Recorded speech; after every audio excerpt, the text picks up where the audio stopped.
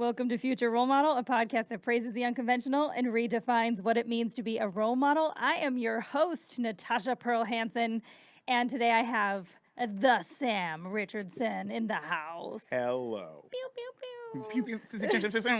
Foink, foink, foimps. But Sam is one of my favorite humans and just talented and amazing and busy. And so I've been trying to get him in for a while, and now it just finally worked. It finally worked. I'm so excited. Yeah. We have so much to catch up on. So much. I know. Sam and I have known each other since the good old days of Second City, Chicago, when you were on main stage. Yep. And I was just in the conservatory, and I bartended across the street, but you and Andy St. Clair and the whole gang used to always come in and hang out at my bar. Yep. And and I was just recalling this moment when, after I'd moved to LA, I was walking through a parking lot in front of Stout Burgers when I first saw you. Yeah, that's right. Yeah. Yeah, you were like, Natasha. And I was like, holy shit, Sam, because you forget who moves here. Well, because like it feels like everybody has moved here, but you forget that like it feels like when you live in Chicago or like in Detroit or whatever, your friends move away or you move away, and you're like, oh, I guess I'll never ever see them again. Yeah. What a shame. Then you come to LA or to New York, and then like all of a sudden you're like, oh my God. You're all here. You're all here. Everybody. It's like I call it like improv friend Valhalla. Exactly. It's like a tri-coastal fraternity. Yeah. And Honestly. because everybody is so multi-coastal now. Like I a lot of times will go to New York. Like I was just in New York before the Europe tour. Oh yeah. For 6 days and hung out with people that lived here that are always too busy here that finally had some free time in New York because their family wasn't there. Right. And we hung out every day. And I was like, okay, I just got to go to New York to hang out with certain LA friends. Yeah, right. Like, why is that such a thing? I mean, right. Maybe it's because like when you're at home in LA, like every minute is like filled with something. I know. Because you're like, oh, well, I got to do this. So, like you're doing errands even. Yes. You know. Yeah. You're in New York or if you're visiting back to Chicago, you're like, no, I'm just here for this one or two things. Everything else is just hanging out. Just time. fluff. Yeah. And that's what's funny about when people visit here too, is they're on their vacation. Right. So they expect you to just be around. Yeah. And you're like, I am so sorry. Even my neighbors, sometimes I go like 4 months without seeing, and I'm like, what happened to us? I know. We used to have something here. But it's just it's such a phenomenon here how busy we all are, and then all of a sudden you're not busy. Yeah, exactly. You know, like that's just how it is. It really is. It's feast or famine. Yes. Peaks and valleys. So talk to me, Goose. What you been up to? Let's see. I'm just now coming actually from physical therapy. Oh shit! I had knee surgery. I tore my meniscus Doing in my what? left knee. Doing barbell back squats. Yep. Because you know I'm a fit freak. I'm all about. I'm like 1% body fat. He's just shred city. Yes, I talk about. If you hear this, Oh. that's my abdomen. God, what did you do? Did you just do it wrong, or did you do too heavy? I did it wrong. I changed my footing like in the middle of the squat because like I'm duck-footed or pigeon, like you know when my feet like kind of face out. So I'm always like kind of like trying to be conscious and like put my feet in, and I was like in the middle of the squat and I was like, oh, let me put these feet in, and then I heard my carpet. Oh, yeah. Oh, even just I cringe just thinking about it because I've only heard one friend tear something before, and it is not a fun sound. It sure. And then for me, I was like, ooh, what was that? Uh-oh. And then I finished the squat, and then I tried to go down for another one. I was like, ooh, uh-oh. Uh-oh. That's problematic. How long ago did you have surgery? I had surgery on the 25th, and that night, April 25th, and that night was Avengers. So I had my surgery, and then on Vicodin, I went to see Avengers because I wasn't going to have anybody spoil it for me. Yeah. Oh, my gosh, that's so funny. How was Avengers on Vicodin? So good. I was like one of the guys screaming in the audience, like, yes! Yes! Yeah, baby! Oh, my God. And you have been so busy. You just wrapped VEEP. Yep, just wrapped VEEP. How does it feel to have Sir Richard? Like, I feel like he's become such a piece of your life. He really Or you've has. become a piece of him, or whatever, however, which way you want to word it. But because does that feel weird after so many seasons to have... To, like, be To, like, say finished with goodbye to, something? like, this human who's a part of you? Yes, I think it's like it's multifaceted, right? Because I feel like it was nice to know, or very, very nice to know that we were finishing. That it was gonna that was the end of the show. Yeah. So the show wasn't canceled. Like with we course. ended the show. So I was able to. You got to see the full arc of. Get to see like the finale of the characters, the full arc of these guys, and also as an actor, got to be able to say, all right, well, I'm putting this character away. Like this is the last moments I get to spend with this cast, with this character, with this show. So that was really nice. But also, I feel like it won't completely sink in until the time when we'd be going back to do the show. Sure. Like season 8. Because what a great cast. Oh, my God. I can't even imagine what it's been like to be with these people for so many years. I mean... You're very blessed. They are too. I mean, you all are very blessed to work with each other. I know, but it's a true murderer's row. Like everybody in that cast is phenomenal. Phenomenal. It didn't win all the awards for nothing. Yes. Yeah. So, I mean, because I've seen your journey, obviously, because I've known you as a person for like a decade now. Yeah, decade plus. And I know what goes into making things happen, because to other people, they just kind of watch somebody appear on the scene, and then they watch you do like something else, and they don't know like all the years of like mediocre improv you had to struggle through with people that didn't want that as a career to like even get to be seen for the main stage, to even get a chance. So like from main stage to LA, what was that chunk of your life like? Well, I had a pretty fortunate transition because like I said, Improv Valhalla out here. I came up to LA and all my friends were here from Detroit. So my Detroit family. But I left Chicago main stage in Chicago, and I was like, I'm just gonna move to LA because I was auditioning for things for like pilots and stuff. Yeah. And I was getting like callbacks and stuff. But I was always sending in tapes, and it would always go to somebody who's better like, in the room. In the room, you know, like you can do a little joke and you can like wink your eye in the moment and be like, oh, how charming. Yeah. But meanwhile, and like you play this tape, it's real easy to like not pay attention when somebody's playing a DVD 100%. Or a tape. It was a DVD or a tape because this took place in 1989, I guess. A digital video disc. I still, when I was leaving Chicago, had my reel on a CD-ROM. Yeah. And I'm like, this is crazy how you don't even have to take a headshot anywhere today. It really is. Speaking of CD-ROM, real quick, sorry. Do you remember when like albums, like music albums, if you put some albums into your computer, it'd be like there was like extra features, like they play music videos or like little like games a secret and song stuff, or secret like songs and stuff. I was like, oh, we can't have that anymore. That doesn't exist. I know. No, everything's just like sold individually. Like the secret song is just released as the secret track. And you're like, okay. For $1.99, I can hear the secret track. Exactly. Album only. Takes the fun out of the search and the hunt. Yes. But yes, so back to your transition. Yes. So sorry. No, I've been thinking about that recently. No. Well, and another sidetrack. When AOL Instant Messenger used to be a thing. Yeah. Because I've always, I don't know how to word this, but I've always had like foresight for nostalgia. Mm-hmm. Okay. So when I was young and in the moment, I was like, one day I'm going to think this is really funny.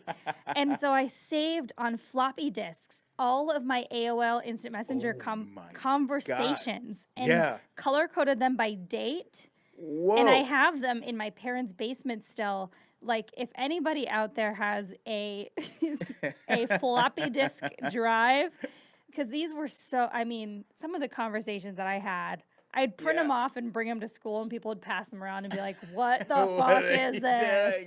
What are you doing? Amazing. But yeah, so someday, I'm going to be able to find some translator and read this crazy Let's shit. Go on newegg.com. I bet there's some sort of like newegg.com. I'm sure Amazon. Oh yeah. Get your hands on some sort of old because people have old shit that they need to still get. And like transfer.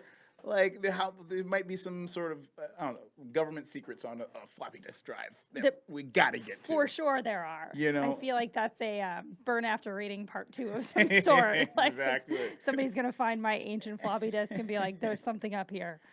We got to investigate this chick. What is ASL? I can still sing the dial-up to Oh, yeah. AOL. Can you too? I can. Oh my God.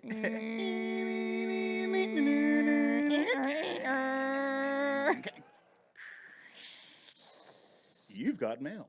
Oh man, those were the good old days. Those are the good old days. Oh, I do miss What them. time? What year did you actually move to Los Angeles? I moved to Los Angeles in 2012, February of 2012. Okay, yeah, because I moved in 2011, and late in Oh, yeah. 2011. So I moved February. Yep. It was in the middle of what was called the polar vortex in Chicago. yes, you left at the perfect time. Because I was like, I'm just gonna stick around a little bit, and I was like getting close on things, and I was like, and I had auditioned for Saturday Night Live a couple times, did screen tests, and I think I would have only stayed at Second City another year to do another screen test for SNL, and I was Yeah. like, well, that's shitty of me to do this whole show, do another year of the show when my heart's not really in it anymore. Tim Robinson, my best friend, had left. Yeah. And moved. So I was like, I don't really want to do this show anymore. So then I left, and I was like, it's time to go to LA. Yeah. So I went to LA, and like what kicked me out of there quicker than hell was the polar vortex. Well, like, yeah. That nasty freaking just everything Gross, frozen. so cold. That's the one thing I don't miss about Chicago. Like I was just back there this February performing, and luckily it wasn't that cold. Oh, really? This time, not this time. I had missed the polar vortex this year by like a day. Oh, like that negative negative 25 90 or or whatever. Yeah. With wind chill. Yeah, I had Ugh. gotten there 2 days later, and everybody was like, it was great because it was right after the Super Bowl. Yeah. And we had pretty much sold out shows every night because people hadn't been able to leave their house for 3 days. It was great. Like if the weather can always agree with me for ticket sales, that would be great. Yeah. Chicago, just throwing that out there. But I love Chicago in the summer. Oh, I mean, Chicago in the summer is unparalleled. It's incredible. And you know, and fall and spring ain't bad in Chicago either. Yep. But summertime Chicago, oh yeah. ooh, it's hard to touch it. I've never had even that much fun out here in the summer. Yeah. Because people just get up on that lake business. And it is so fun. It is so fun. I mean, Michigan's got lake business going on too. Lake Michigan being yeah, I mean it's I used to jet ski every day. Yeah. Because my friends just had the jet ski, they had their dock right by my place. Oh, yeah. And they had their keys in this little lockbox, and they were like, just go out do what you whenever. want to. That's amazing. Yeah, because one tank of jet ski gas lasts for an entire summer. So they were like, drive it as much as you want. And Nobody's I did. like commuting in a jet ski. Oh my God. Yeah, I wish you could. I wish you could too. My favorite, I think about this every time I'm in any place that's hilly, but I wish there was a city out there that you could commute via zip line. Ooh, yeah. Wouldn't that be cool? That would be cool. You get there too early, though. There'd be so many people like, sorry, I'm way early. I know. It's gonna kill time, I guess. This is me. Like, my future is not Jetsons. It's like rudimentary zip lines where we all have harnesses. Like, yeah. I don't know what you do with them when you get done, but it becomes part of fashion. Part of the fashion. You know, like we all adapt. Oh my God.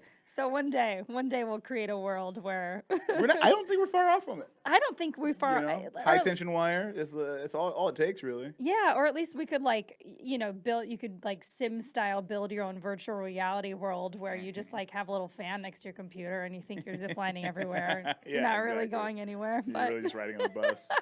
You're like, whoa! Oh my God. 2012. Gosh. 2012. So you've accomplished so much since then. Yeah, it's been very fortunate. And when I got out here, I went to meet with casting director Allison Jones and Ben Harris, and they were like, they saw me in my Second City shows, and they're like, well, we love you, we're gonna really do something. Yeah. And then pretty soon they got me on The Office and the Rest Development, and then that's who cast VEEP as well. So really, I owe everything to them. That is so cool. Yeah. How long did it take you until you got? So VEEP you got VEEP like with a year. So I've been out here for 7 years. Is that right? Yeah. 7 years, and I came on season 3 of VEEP. This is season 7, but we had a skip year, so 8 years. Okay, of VEEP. you did come on season 3. I was thinking season 2. Yeah. Okay. No, the very first episode of season 3. Okay. So it was like pretty soon into my living out Yes. here. My God, you really did. But I mean, you put that work in Chicago, Yeah. which gave you the platform. Yeah. Because a lot of people just arrive here fresh and they're like, I'm here. I know. But that's you putting the work in to actually have the ability to just jump into these casting rooms is pretty epic. Yeah. So what was your journey like to even get to the main stage in Chicago in the first place? Because that's the juicy part. That's the juicy juice. Well, I started out at Second City in Detroit. Yeah. I started taking classes when I was in high school, and became obsessed with improv while I was in high school. And there were 4 of us who were at U of D Jesuit and Mercy High School, brother and sister school, because it's all boys and all girls. Yeah. And we called ourselves a Second City crew because we were nerds. But I was like 15, and they turned 16, and I was taking classes at Planet Ant Theater and Second City Theater. And I was just obsessed with it. So doing that nonstop. And then went to Wayne State University and dropped out because I was so into the improv world. The improv and writing my own shows. I didn't realize it started that young for you. It did. Just cool. I was so into it. Yeah. And that didn't seem like, I'm surprised. I mean, I guess I'm not that surprised, Detroit, but I grew up in the Madison, Wisconsin area. And there wasn't a lot of improv. It wasn't notably available. Yeah. Detroit has a pretty strong improv community, pretty big, because there was a second city there. You know, so that allowed it to proliferate there. So the Second City kind of begat out there the Planet Ant Theater, which then both communities kind of begat was called Go Comedy. But then before that, it was Improv Inferno in Ann Arbor, Michigan. Yeah, because Norm Hawley used to tell me about some of these little nuggets that existed. And Norm there must have been some overlap of him at Second City Detroit when you were there, right? Yes. I mean, I didn't know him there, but yes, for sure. The legend. The legend. So you did that in high school and college. College. Because I was taking classes and I was doing shows, but then I was in theater school at Wayne State, and I would leave because I told my professors and the dean. I told the dean, I was like, "Hey, I'm doing these other shows. Can I do these other shows and still do the course load?" And he was like, "For sure, not a problem. It's great that you're getting real world experience. Excelsior." And then I would get cast in the plays of the college as well. And I was like, okay, but I'm doing other shows right now. So I would leave from rehearsal sometimes to go do my show to do my actual show. Yeah. And I would get lectured by the professors. They'd be like, you see, improv is a tool, this is not dedication to it. I'm like, but I'm doing the thing that I said I was going to do. Right. And it got so bad. I'd be lectured in front of all the students and just nonstop, always, every time, just getting berated. And the director of one of my shows, Margaret Edwardowski, one day I came to rehearsal late and I was like, I'm so sorry. It's so frustrating. She's like, you know what? I really think that you can just do this. You know, you've got a real solid chance here because you're good enough, you've got the skill, you seem to be so focused on it. I don't think you need Wayne State. And I was like, I thought about it and I was like, you know what, I don't think I do, and if I do, I'll go back, but yeah, it's always going to be there, you know. And I just never went back.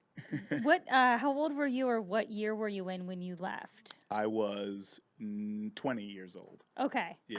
I left college at the same time. Oh, yeah. Yeah. I had just turned 20, and that's when I was like, I'm definitely going to need to do stand-up in my life. And I didn't actually start doing stand-up for 5 more years. I went and did all the improv stuff first to just kind of get my bearings.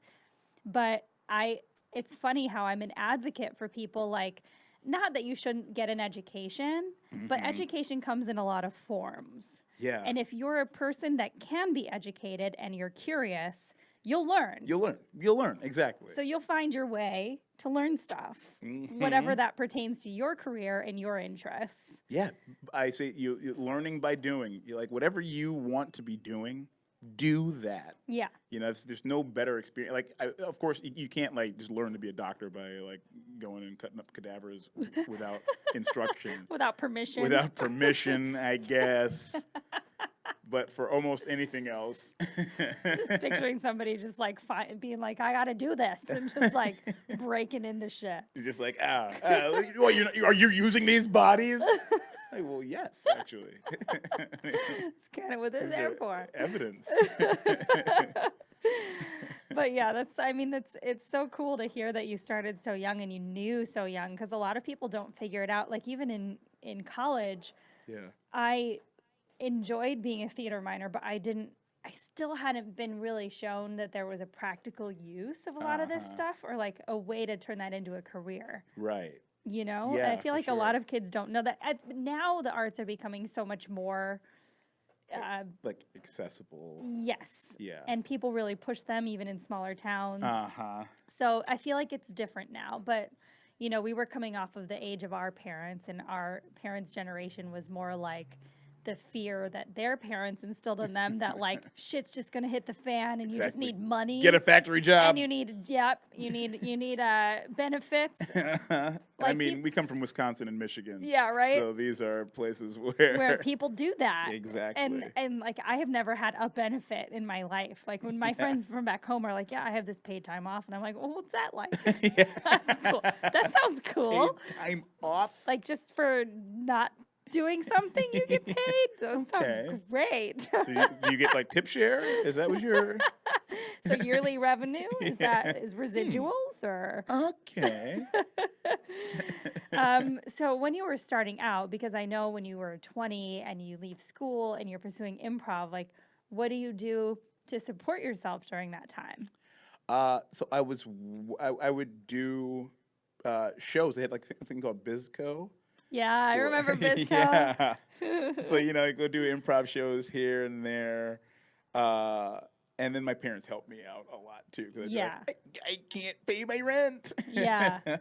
I mean, not like nobody was able to just like fully like help me entirely. But definitely like I need a couple $100 I can get it from my folks. Yeah. But then like really just doing and trying to do commercials and stuff like that. Like I did commercials in Detroit that still air now.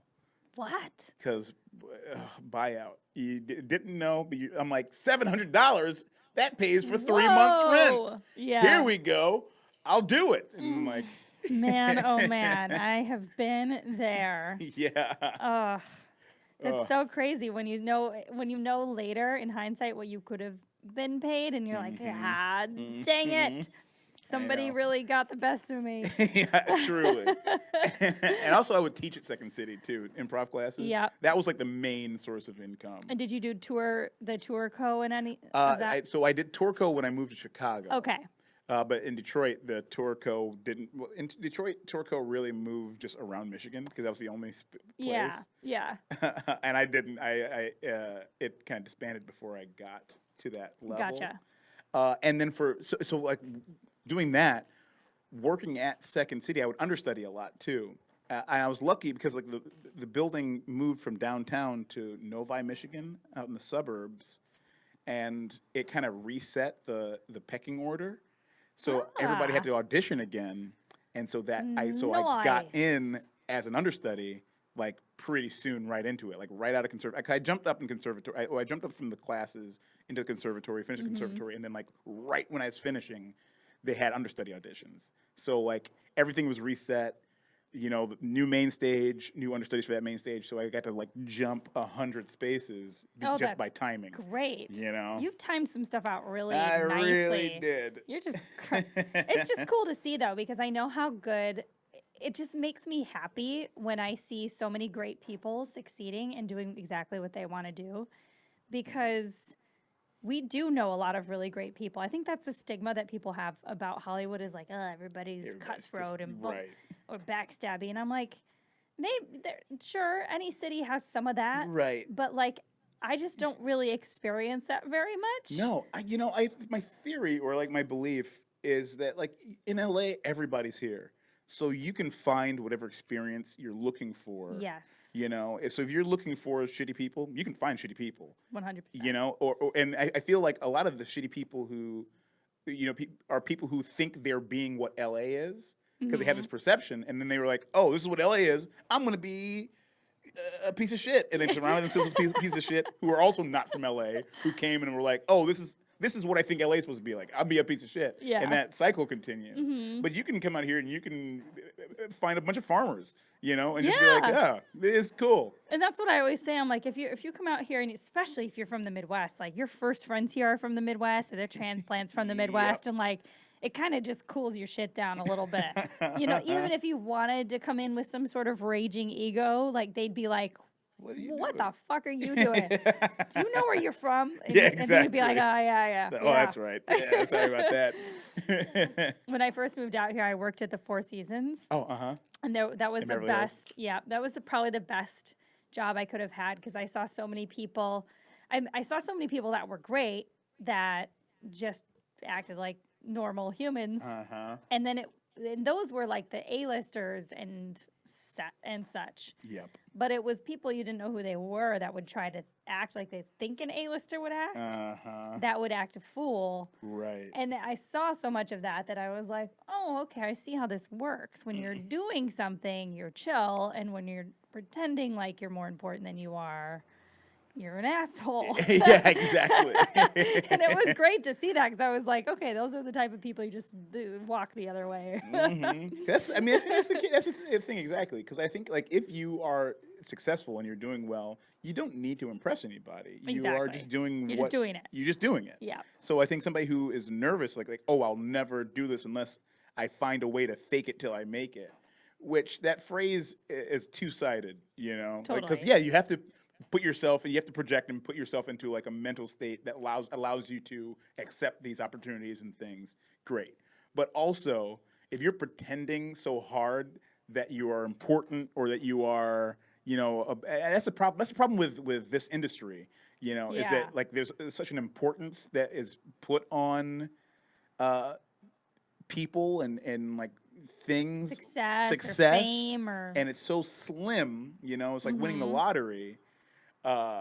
But winning the lottery and then also having to work a job that gets you that lottery ticket.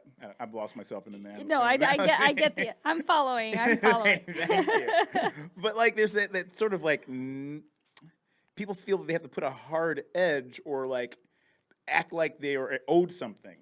Right. And like that's just not. Nobody's what's true. owed anything. And it shows so hard or harshly when you are behaving like that. Because we're like, well, who are you? What are you doing? Yeah. Like, if you thought that you deserve this because I should know who you are, I would know who you are. Right. You know what I mean? Yep. And then if I knew who you are, then I would be disgusted if you acted like this. Yeah. And then the reputation about you would be, oh my God, he's a piece of garbage. Yeah, it's like a cyclical thing. Yeah. But then you do hear certain stories and you're like, oh, I see why that person's not working anymore. Because people catch on, and there are a lot of nice people. Yep. And that's the gist of it, guys. Don't be an asshole. Don't be an asshole. Were you always hyper-focused when you were younger, or were you trying to find your way for any point in time? I was pretty hyper-focused. I'm still that same way. However, I collect hobbies pretty quick. Okay. Or I get obsessed with things. Like my parents will be like, oh, you had your phases. But I'm like, they're phases that still stick around to this day. Like, oh, your Ninja Turtle phase. You look in my living room. I've got actual Ninja Turtle art. Yes. Ghostbusters phase. I was in Ghostbusters the movie. Yeah. Yes. Oh my gosh. Like, it's hard to keep track sometimes of all the things you've already done. Yeah, it was pretty cool. Yeah.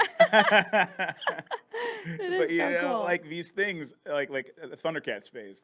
These aren't phases. These things have been with me forever, and I could tell you anything and everything about them. Yeah. Same with improv. I had an improv phase.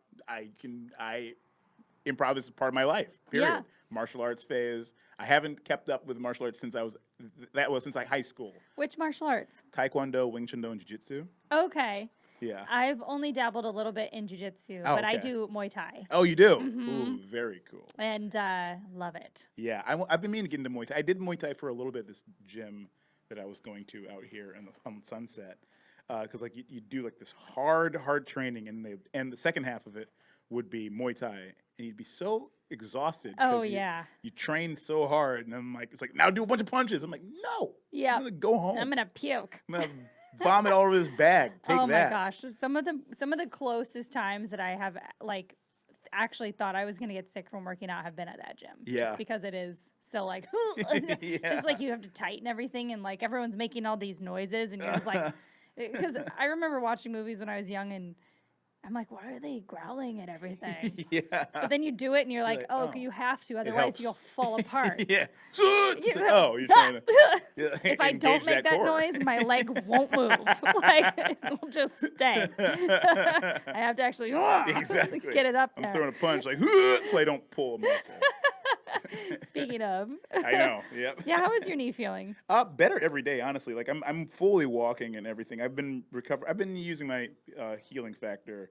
So like I had the surgery, I guess, like about 3 weeks ago. Is that right? Okay, yeah, coming up on a month. Coming up on a month, Mm-hmm. and yeah, I'm without crutches and without a cane, just fully That's great. walking. What Yeah. kills me the most is honestly the physical therapy, because like blasting my legs and I can't use them the next 2 days. Oh, yeah. You know? Yeah, that'll do it. Yeah. So I want to hear more about your process for Detroiters, because the Yes. last time we caught up was when you were heading to film something else. Mm-hmm. Let's see, what was the head? You were heading down to Atlanta. Oh yes, I was going to do that show, Champagne Ill. Yes. Yeah.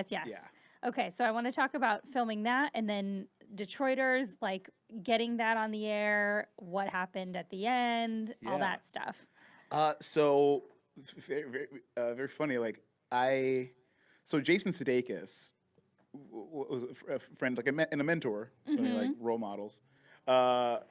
He was an alumni of Second City. Yeah. And when Tim and I were on the main stage, he'd come back and like do sets with us sometimes, and like we just hang out and He's like talk. great. He's such Just a phenomenal the nicest man. person. He's truly the nicest person. Really, like one of my dearest friends, you know. But Tim was at SNL. He was at SNL, and I was in LA, and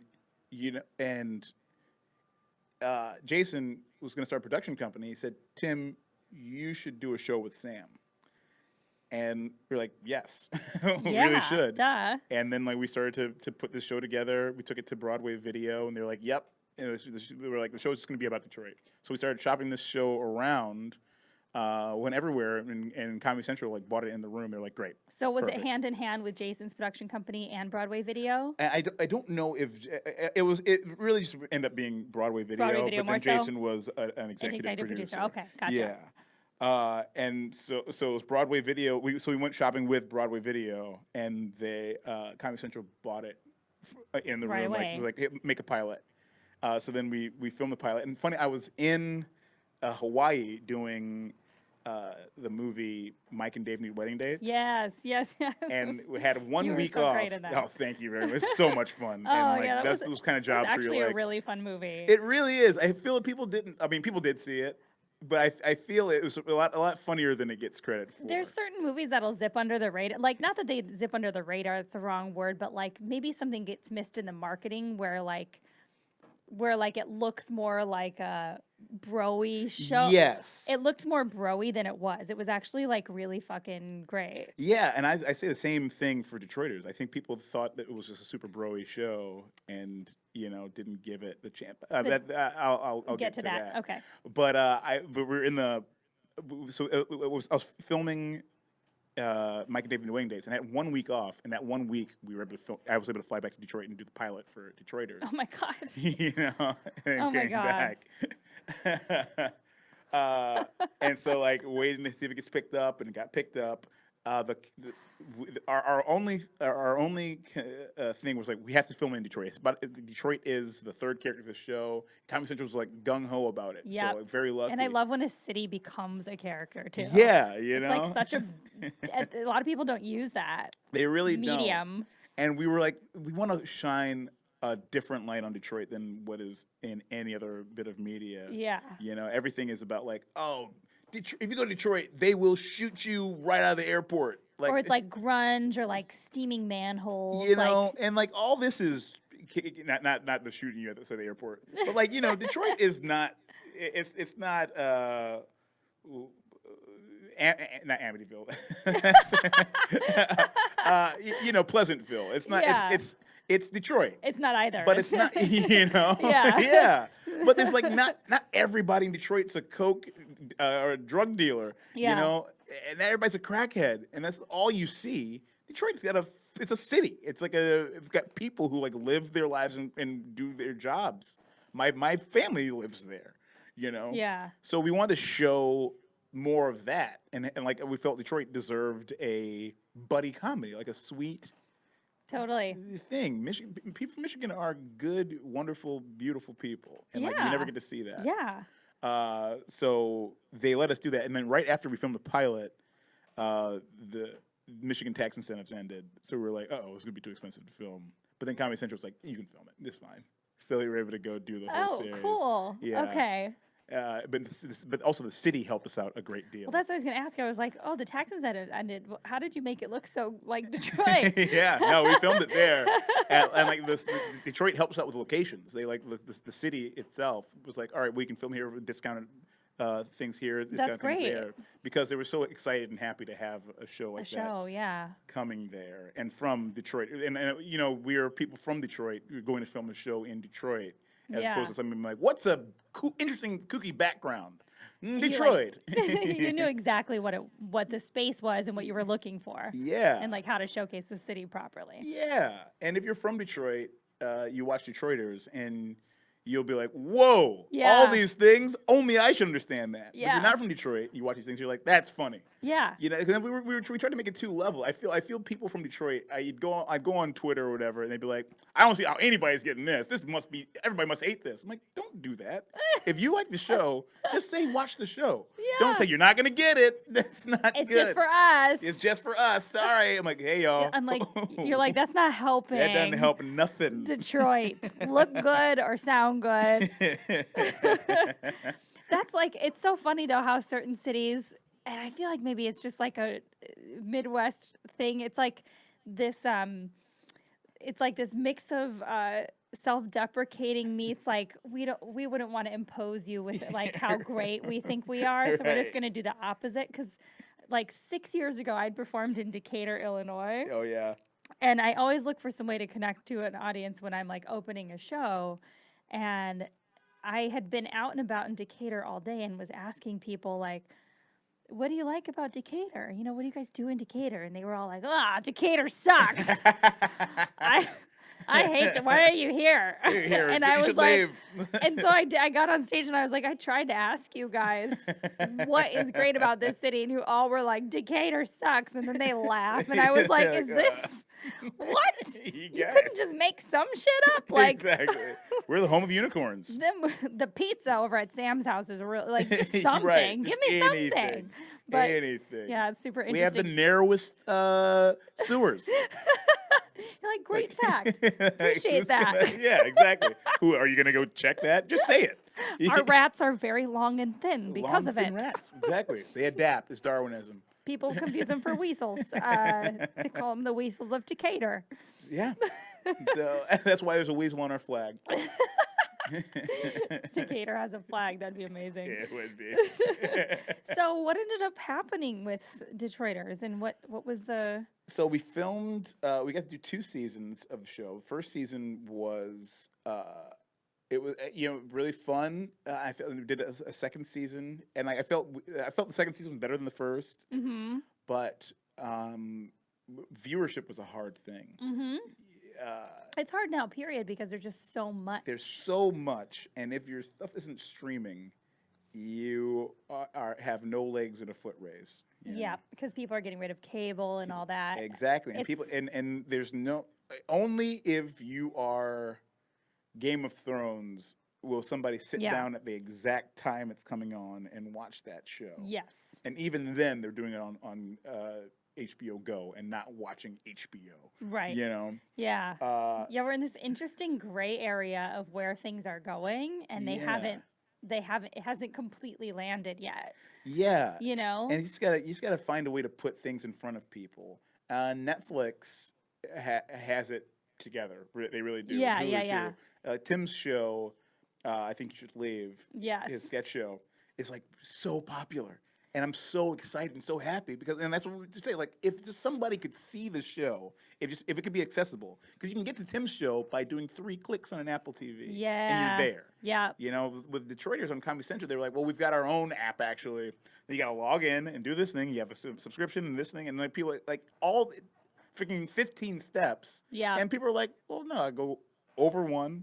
Click this, it gives me a suggestion of what to watch, and I'll watch that. Yeah. You know? Yeah. You can't make people work so hard for what they don't know what they're working for. Right. You know? Because they don't, you couldn't have said it better. Yeah. And I feel like that's the case even with me when I want to support friends' shows too, you know, but then like, you know, one season goes by and then all of a sudden it's a new season of Barry and I'm like, yep, I'm on Barry now. And then like you forget because there's so much out there what to go back to and continue watching. Yeah. And at this point, when you have so many friends in the industry, you're like, I gotta support everybody. How do I do it? Yeah, exactly. Yeah. And so it's crazy to see because I love Detroiters and I also love the show The Mick.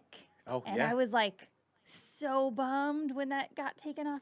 And I was like, can we start a petition to start some of these shows back up? Yeah. Or like something. Find some new homes for these shows.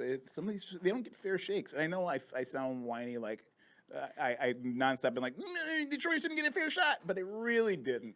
It doesn't sound whiny at all. To me, it's you know, because people just see the fruits of somebody's labor. They see something when something comes out. Or they don't see it at all, but you don't know what goes behind the scenes of getting a show made. Yes. I mean, it's so much work. Yeah. And I'm pitching a couple right now, and I know how much I've worked on these for like 2.5, 3 years. Like just to even get seen by a thing, you know. So I mean. It's like seeing a baby die. It's not really, but like kind of. Yeah, kind of. That's not a perfect analogy, but like you do create this thing, you create these characters, you create this world. Yeah. And you know, it's something you created that you're like, oh no, it's just gone. It's just gone, I guess. Yeah. I mean, do you think you'd want to revive it at all, or I would love to. I mean, it's just about who would help us revive it. You know, where we could revive it. Somebody revive it. Jeff Bezos, if you're listening. Right. Just toss me a couple hundo mil. Yeah. Trust me, you'll like what I do with it. I know. How do you, like, man, that's what, so many people, because I'm filming my special next month. And people are like, who's funding it? I'm like, me. Out of ticket sales for the special that people are coming to see live. That's what I'm doing. I mean, and they're like, why don't you get somebody? I'm like, because who am I going to go to in Hollywood when there's like Mel Gibson asking for money? Exactly. Like, who am I going to just tell them to give me like a mill? Yeah, right. And also, they're giving Mel Gibson money to keep making stuff. Yeah. Like, what? I'm like, we'll all get there, but like, it's not how it works. You can't just be like, yo, can you just wire me some dough? Yeah, exactly. I got an idea. Maybe it'll make you money back. Maybe. Maybe. It's not like the BBC where there's like this government funded, you know. There's like, hey, are you doing well enough? We'll make your thing. Yeah. You know, it's not that. Yeah. It's not that. Yeah, I've talked to a lot of people overseas too, because like a lot of shows are even moving to like Prague and shooting, and which I didn't know until we got there. But like, there's a lot more people willing to put money into stuff in places that aren't here. Yeah. Which is so funny. Yeah. We move all the way to Hollywood to make a name, and then you just have to leave it to get the money. Yeah.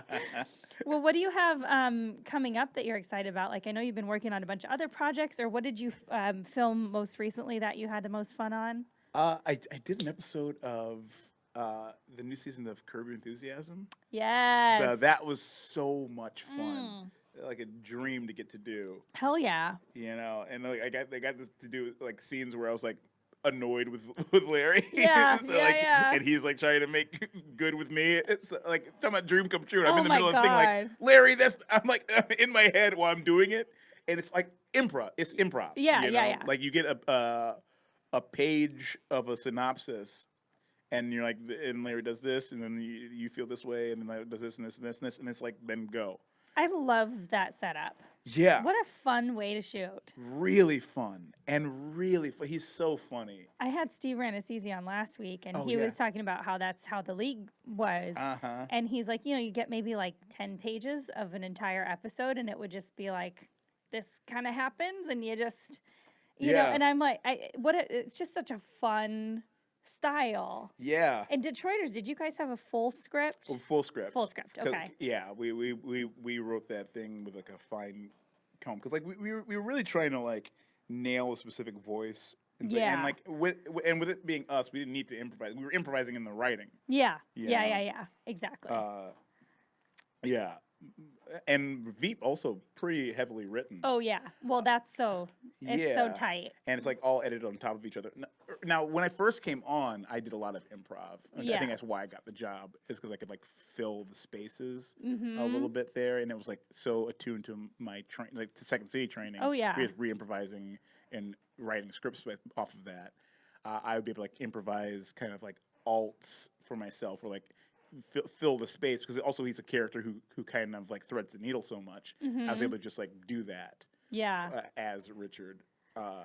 Was that intimidating for you when you first came in? I'll tell you what. When I first came in, I was so nervous. When I first came to do the table read, because I was flying to Baltimore. I used to film in Baltimore. Yeah. And I was like going over the script. I'm like, okay, I've got this thing. I was like, just get ready, because you're gonna go up there with hard hitters, and like everybody's such a pro. Just go, just do your job. Okay. So I sat down for the table read, and everybody was there. Everybody was so nice. It's like, okay, ooh, here we go. Start the table read, and everybody's like laughing at the scripts. Everybody's like having a good time. I do my line, and everybody's like, ah! I was like, whoa. Oh my God. My God. And like even just now saying that, like I get a little goosebumps, because like it was such a wonderful, warm. Yeah, it was really terrific. That's so nice to hear, because, I feel like there definitely is a difference of sets, and people don't know that when there are some sets you go on and you're like, I feel like I'm on eggshells. Yeah. Yes. Yeah. And I've been on those sets. Describe that, just so people know how, because what a gift to work on such a warm. Yeah. Like just having an actual good time and enjoying the material, because it's not building a rocket ship. It's creating art for people. Creating art for people. And like the whole point is like you're having like it's you should be enjoying what you're doing. Yeah. Right? Even in the scene you're supposed to be having the worst time or being mean or whatever. The idea of getting to portray that should be fun to you. Yeah. Otherwise, you do anything else. Exactly. Like I've worked. I won't say what the thing was, but I came in to how do I say it without like he's going at me being like, oh, well, this is what he's talking about. But I've worked on shows where like people were tired of doing it, and it really showed. And there was like really nobody was interacting with each other. There was like like you get pigeonholed into like a small thing, but you're like, why'd you hire me for this? Yeah. Yeah. How do I? Yeah, I know. Because I don't want you to ever spill anything that would obviously, say anything bad about anybody. But yeah, I feel like there's something that I've seen in certain people where it's like this angst that shouldn't be there almost. Yeah. Like, like you said, like being tired of working on a set. When you think of all these other people that would die to be there. Yeah. And not that you can always keep yourself in that headspace. Like, we all have tired of course. days. And that comes with anything. People are tired of being a parent, but they love their kids. Yes. Yeah. That's, but at the same time, at the end of the day, you love it. Yes. And that's why you're so good at it, assuming, is because you have a love for it. Yeah. So once that starts to like overshadow or like, and I feel also when you're at the end of something, you start to try and like, this didn't happen at VEEP, but you start to like, well, what's the next thing? Let me make sure I set myself up after I leave this thing and go to the next one. So I can understand that. Which sometimes it's okay to just let it breathe. Like, I feel like the people I know that are always the happiest are when they like just accept an end to a thing and like take a beat. Yes. And then and then figure it out. Because then at least you're not, because there is that like panic, there is that panic that's in all of us. Like, what next? And, where am I going to work in between? Or what am I going to do for money in between? Like, I've been in that place 10 different times since being in LA where I'm like, I'm in between this, or I had a really good commercial season, and then now, fuck. Right. You know? Yeah, exactly. So, yeah, I mean, I think it's inside of all of us. But then you see that in certain people where they're just so grateful all the time, and it just really, like, it shows. Yeah, I think that's why people keep certain shows around for a long time, because you can really see that, like, synergy in the and like cast. just a positive energy. Like you can really feel it. Yeah. You can feel it, even if like I'll say again, like even if the characters are being nasty as hell to each other. Like, Veep, everybody's me. My character is the only nice guy, but like everybody's like full, like it's vitriol and venom. But we love each other. That's why we can do that so well. Yeah. You know? Yep. What were some pieces of like just to talk about like creating that character, like, or making that character your own a little bit? Yeah. What were some of the things that when you first picked up that script and read about Richard Splett and were like, ooh, this is what I gotta have? Like, what were those little nuggets that were like you? Well, it was supposed to be as a one-off episode. Yeah, I knew that. So like I saw it and I was like, oh, this guy's eager, and just a little. He's super eager, but like not entirely in tune with what's happening. Right. I was like, oh, I can get that. I think I know who that is. And so like I'd auditioned also twice for 2 other parts at VEEP, and I like the first time I was like, okay, I think I got this, and I was like trying to like be VEEP, and I was like, that's not right. And the other time I was like, okay, that's not right, and I was like, oh, they probably don't like me. I'm not even gonna go from this audition. They probably hate me, and like I was like, oh, that's so funny. I'll go, and I put on like a suit, and I went and auditioned with the thing, and I left my glasses on. I never wear my glasses for audition. Yeah. And I went and did the thing, and I was like, and like looking at the character, I was like, I can get this guy. Like I kind of like feel something in him, like just being overly positive. Yeah, just like, that no matter like what's happening, just kind of like, it's like a leech almost. like positivity. like a positivity leech. Yeah. Like nothing, like anything can be optimistic. Yeah. Like, oh my God, I spilt milk all over the table. Well, then I guess the glass is 1/5 full. You like whatever the thing is. Yeah. So like going in, and I auditioned, and it was with Armando Iannucci. He was in the thing, and we kind of cool. like read together and then like improvised together. And Yeah. Like, oh, great. And then I got it. But with putting into the character, I kind of part of it was meta in a way where I was like, well, what if it was like a person who's watching the show, like kind of Richard is watching the show Veep, and it's like, oh, this is so much fun. Yeah. But he's also like watching what he's watching is politics from the inside, from a knowledge and an appreciation of politics. Yep. So he's watching these people who are like, oh, his belief is that politics are the best way to help people. Yeah. And so he's watching these people. He's like, "Oh, you're all superheroes! How amazing! You guys get out there, you like do your best, and government's position is to help people, and you guys are doing that. Yeah. How amazing! Oh, this buoyancy. Oh, okay. And like, but then at the same time, he has like all these. Every episode, you find out something new about Richard. So he's got like this Forrest Gump kind of. Yeah. He's done everything, Yeah. and he's like I know. two doctorates. He's so fucking funny. Yeah. Such a funny human. If you like it was real. Yeah. Oh my God. It's so cool. And so how did you take it, or what was that moment when you found out he was going to recur and then become a series regular? So I did the first episode, Yeah. and it went like so well, so much fun that they wrote me into the second episode of that season just to have me around. I was like, oh, okay. And I was like, this is cool, great. And at the time, I'm like, I don't know, I'm paying my rent and stuff. Well, sure, I'll come hang out in Baltimore, do another episode. Yeah. Terrific. 2 episodes of this TV show, great. And did that, and then they kept on having me come back out to Baltimore. Like they're like, we might write you in this other episode. We might write you in this other episode. So I was like kind of flying back and forth in Baltimore. And I'd come and I'd be there for like a week or 2 weeks, and like then go back home because like it was like, no, there's nothing in this episode. Right. And then they brought me back for the last episode 10, and it was kind of like a just such a quick pop in, like and here we are too. And I was like, this seems extra. I wonder. Like so not saying that I knew or anything, but I was like, this is interesting. And then they like asked me to join the cast that last season. Now, I was in Budapest shooting this movie called Spy, and like even from that, like so many people who were in the movie were like, "Oh, you were so great on VEEP." I was like, "Wow, everybody watches VEEP." I had no idea. Oh yeah, VEEP is like everybody's favorite show. Everybody watches that Everybody show. loves it. I think Ewan McGregor came up to me. I was like, "Oh my God, my name's Ewan. I love VEEP." I was like, "What?" That's awesome. You are Obi-Wan Kenobi, my man. You don't ever have to. I'm surprised you've ever introduced yourself in your life. Yeah, You are Ewan McGregor. That's hilarious. But so I was there to shoot that movie, and everybody was like, "Oh, great! You did such a great job." I was like, "Oh, well, hopefully I get some other job. We'll see." But we were also getting ready to pitch Detroiters, so we were preparing Detroiters. But I was like doing that over the phone, kind of like with the other folks.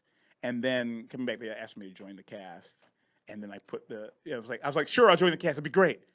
But I've got this other show I'm working on called Detroiters. Is it okay if I do both? And they're like, "Oh, sure." and then Detroiters came, and it happened to be real as well. What that must have just been such a great feeling to be asked to be a part of that. Incredible. I mean, like, it was like somebody giving you a career. You know what I mean? Like, they're like, "Hey, here's a life." Yeah. And fully. And like Julia, Chris Addison, who's a director and like a producer on the show, and Armando were just so generous to me to allow me to be such a big part of that show. I'm forever grateful and thankful, and they're so nice about it, and like getting to be around those guys also has just been such a amazing university. Yeah. You know? Yeah. Like I'm sure. Learn by doing. That's like my God. The perfect, yeah. Yeah. If you could like think on the polar opposite end of the spectrum and think the worst thing that you ever went through in your career, just to have a comparison, because I feel like people people go through a lot of the worst before they get to the best, but it's worth it for those moments that feel that fucking good. Truly. Yeah. There's a few. There's like being an extra. I was an extra on this movie that shot in Detroit. It's called The Crossover, and I've never been treated like such garbage. Trust me. The way they treat extras, like as if you are the stupidest person in the world. And maybe it's easier to get a lot of stuff done if you're like a second AD or whatever, and you have to like wrangle 100 people. Maybe it's easier to make them not human, is you'd be like, "Everybody do this, everybody do this, okay, great." But it was such a nasty experience, and like the crew's not the crew, but like the director. I hope I didn't say the name of this movie because whatever. The director was like sending it as assistant to the pen to like ask girls to come and like talk with him.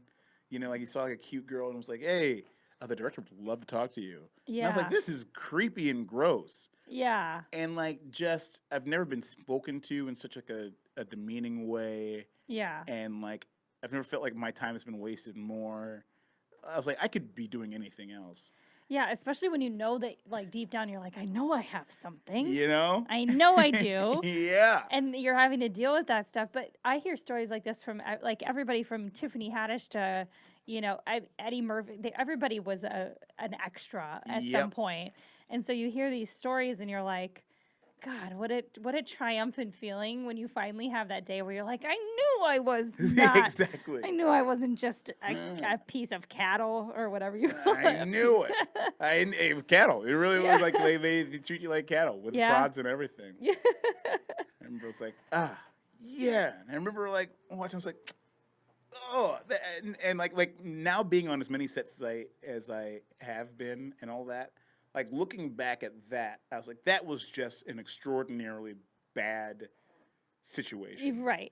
Like, it's not a reflection of how it would have always been. You know, it is not. Yeah. And if it is, I'm going to go, like, undercover boss and, like, kind of be an extra on, like, a show that I'm doing. Oh, yeah, just make sure that everybody's... Like, see. Yeah. You know, do I get a meal voucher? Shut up. Ha-ha, it's me. Yeah. Sam Richardson. I'm on the Sam Richardson. This fake mustache off. Sam. Okay, no, you don't know. Fine. Oh my God. And that would be actually a hilarious show within itself. Yeah.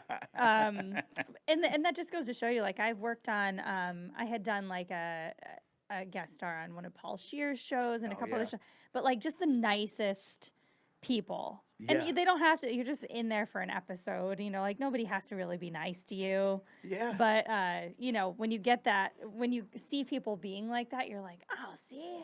Yeah. This is why these people just keep working. Because Exactly. everybody likes them. Even the lowest of the low. Right. People that are on that set feel like cool and wanted. I feel it's exactly that. And I feel it's so much easier to be nice and polite than it is to be mean. Like, it feels like it takes extra work to be a piece of shit. Exactly. You know what I mean? Like, how easy is it to, like, smile? It makes you feel better when you smile at someone. Yeah, you know, exactly. Not to be like, come on, lady, smile. Smile, cutie. But, like, it really is, like, it helps everything if you're positive. Yeah. You know? And, like, also, like, if you have a guest star coming on a show, don't you want them to be the best they can be? Yeah. Make them feel good. Make them feel ownership and like free and not free as in like do whatever you want, but like here's a bag of money. Here's a bag of money. Go nuts.